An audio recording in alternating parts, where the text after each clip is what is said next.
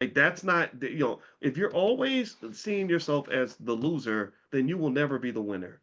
If you always see yourself as the as someone who is simply trying to avoid losing more, then you'll never be a person that acquires more. So anyway, with that said, let's get back to the wealth and the Epstein thing, and what I'm really the dot here that I want to connect on that is choices, right? Just choices and how choices are something that has to be really thought through because I find that emotional reactions are what cause a lot of bad choices, like our desire to fit in or the inadequacy that we may feel, where we feel like we got to go along with the crowd or we have to do what our favorite rapper is saying to do, even though it's stupid. Like Cardi B right now, for example, is out here publicly destroying her life, publicly destroying her child. She's a very strong candidate for fetal alcohol syndrome, by the way, which my wife, as a therapist, can diagnose by looking at facial features and behavior patterns. She's trained on identifying fetal alcohol syndrome. She said, "Yeah, I think Cardi has it." And Cardi actually sent my wife a note in Instagram and basically said, "You'll be hearing from my lawyers." We didn't hear from the lawyers, so I don't know why. But anyway, but still though, it's like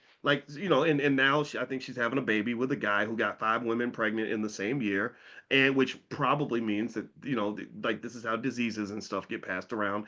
And but there's not really much discussion in terms of just saying like, isn't it weird that we have a community where people like in that space will get so much more energy and attention than the people who are actually making good choices? Because I think that we sort of have a gravitation toward that. We're like, oh yeah, your life is messed up just like mine, not healthy, right? So going back to, but remember, let's not make it a black thing though, because white people can be stupid too.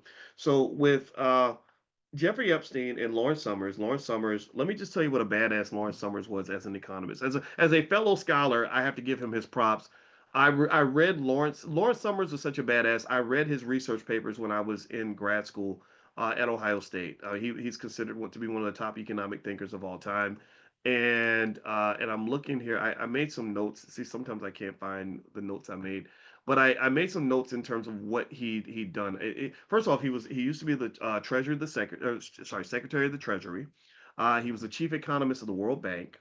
He won the John Bates Clark Medal, which is basically like the Nobel Prize in economics for anybody under 40, but you got to be young to get it. He got it, and Roland Fryer, a black man who's at Harvard, got it. Roland Fryer is the one that got in trouble. I think he was messing with them white women. I think that's what got him. He was served as the director of the National Economic Council, which is a big deal. He advised President Obama. He taught economics at MIT and Harvard, and he was the president at Harvard for a while, and he did a good job for the most part. Now, he didn't do a perfect job. I know Cornell West.